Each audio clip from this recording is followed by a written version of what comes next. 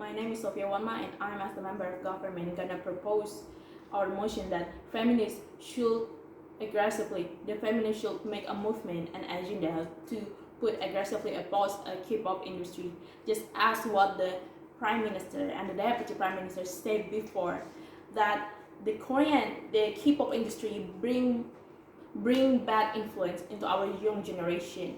It does matter. I want to state that it does matter for feminists to oppose the idea of the Korean beauty standard. It's actually slowly and steadily trying to come into our countries, and you can say colonize our mindset, colonize the younger generation mindset as what is beautiful is based on the Korean looks. Because if you look into if you look into the beauty products, lot of beauty products that we have right now, it's most of them have this ability to make your skin more lighter, like the whitening product got more popular, especially if they have the Korean label on that product. So you have to acknowledge that the Korean wave that come into our country, it brings people to come into that boxes that what is beautiful is based on the standard of Korean. And I want to rebuttal on what the deputy the leader of opposition said before, that the K-pop industry is more innovative and have a various and bring more various beauty standards into our country. I want to say that basically what K-pop have right now in the term of music style, they stole it from Western. For example, we all know that G-Dragon style is basically a mix between punk rock and hip hop. All Korean hip hop stole Black American hip hop style, and then they mix it with their own agenda. They mix it with their own culture in it, and therefore there's a born of K-pop. And the first Korean standard that you all talked about before, ladies and gentlemen, that the opposition leader and the deputy opposition leader before that, it brings more variety, because we only have the representation of the Asian standard. But you have to know that the Asian beauty that y'all talk about is the East Asian beauty. East Asian only apply, those beauty standards that you talk about is only applied to East Asian, which is Japanese, China, and Korean. And we are as the Southern East Asian, which is the country like Thailand, not Thailand, like Vietnam, Philippines, Indonesia, and also the Polynesian and Melanesian race.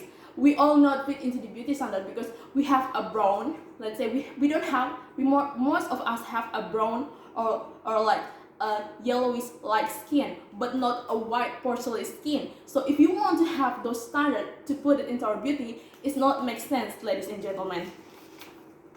The first, even if you say that the various beauty K-pop standards that you talk about are merely, even they are merely countable in Korea, because in Korea itself they have a higher bar for a beauty standard. You have to look like this to get into Korean beauty standard. For example, there are only a few female idol that can put up into those bar. For example, Suzy X Miss A, and then the Yuna Girls' Generation, Iron Red Velvet, and Blackpink Jisoo. And if you look at them, they share the same trait. Which is a poreless fair skin, and then a slim body, a dull round eyes, and then a feline, a jawline, and then a beautiful smile that portray an innocent kind of look.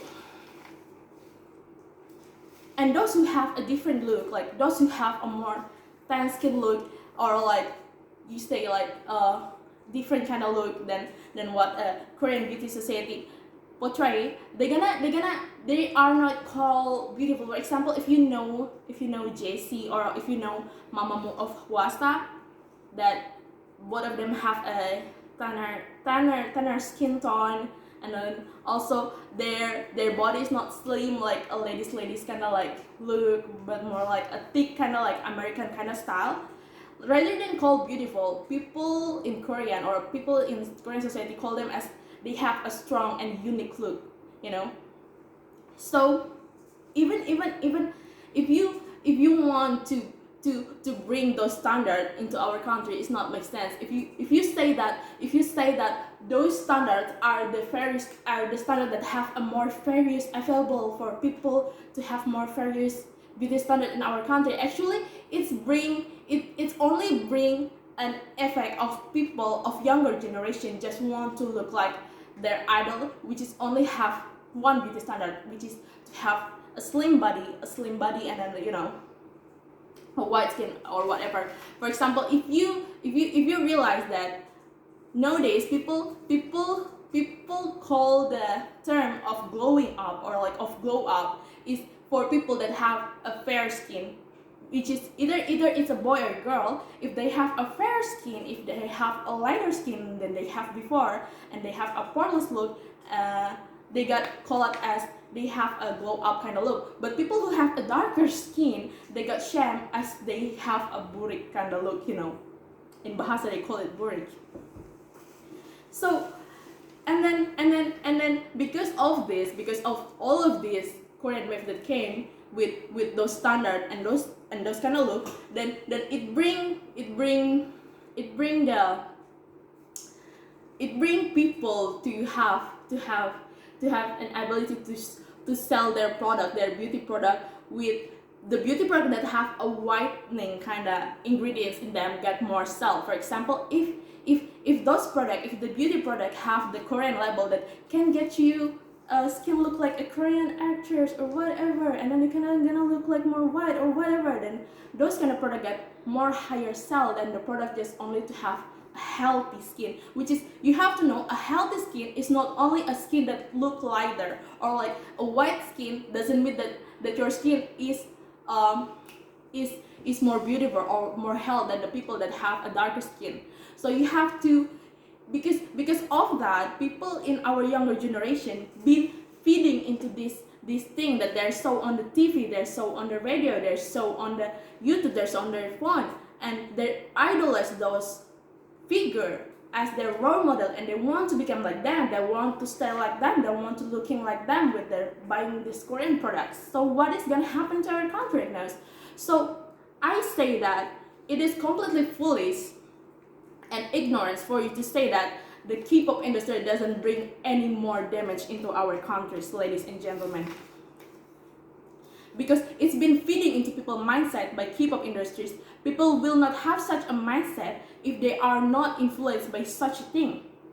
Western beauty standards, on the other hand, are more flexible than the Korean beauty standard if you want to look at with more objective look. Because in the Western beauty, they are not forcing you, they are not putting female into boxes to look like kind of certain, to have kind of a certain look.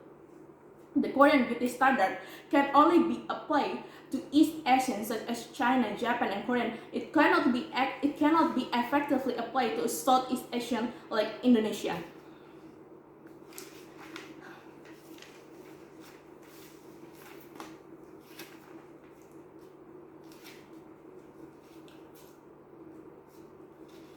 Also, if you want to know the dark side of the K-pop entertainment industry is their idol, especially the female idol.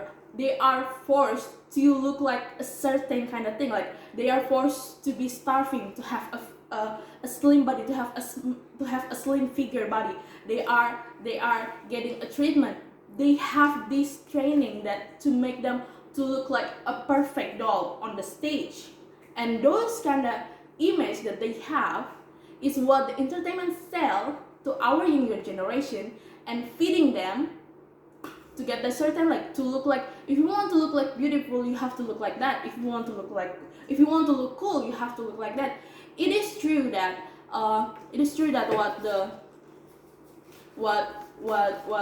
the deputy leader opposition said before, that because of the Korean, there are more room for binary people, or because men no can wear makeup. But also I have to remind you, ladies and gentlemen, it's only applied to a man. But what about the woman? The woman in the K-pop industry, they have a double standard. The female idol of the K-pop industry have more pressure than the male idol with everything they have. So if this kind of mindset that the Korean society have, and they bring it with the Korean wife, with the K-pop industry, bring it into Indonesia, what's gonna happen to our younger generation, ladies and gentlemen?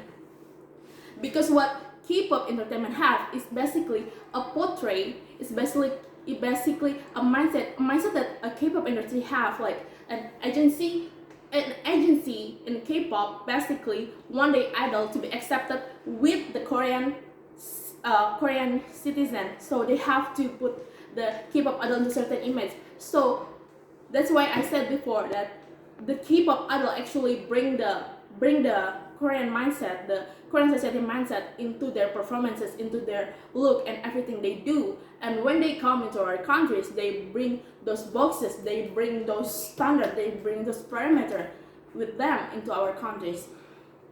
And therefore, ladies and gentlemen, to end my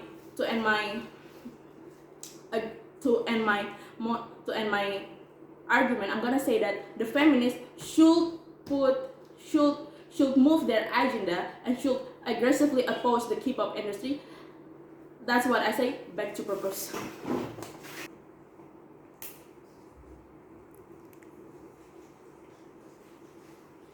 My name is Papua, and I'm talking as the government whip. I will try to summarize what a government bench proposed. So the government bench totally agree that the feminine movement should oppose K-pop industry. Why? Because we believe that the K-pop industry is setting a beauty standard, especially for women. How do they do it? They indirectly is trying to show that beautiful is white, that you gotta be cheerful to look beautiful, which is actually totally wrong because everyone is beautiful in their own unique way. And also, we think that K-pop makes some people feel discriminated by the beauty standard that they indirectly make.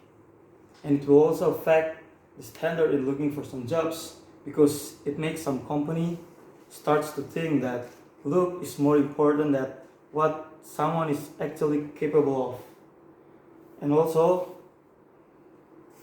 we think that K-pop industry is a bad influence and the feminist movement should put an end. Why is that so?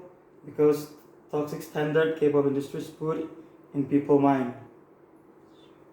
I believe that K-pop will bring bad influence to our younger generation because again the standard that the K-pop is trying to make, that they're trying to put people in boxes, which they're trying to say that if you gotta look beautiful, you have to look like us, the K-pop stars, which is you gotta look skinny, you gotta have fair skin, you gotta, everything that the K-pop stars have. Documentation, and we are staying on our ground that the feminist movement should aggressively oppose K-pop industries. Thank you.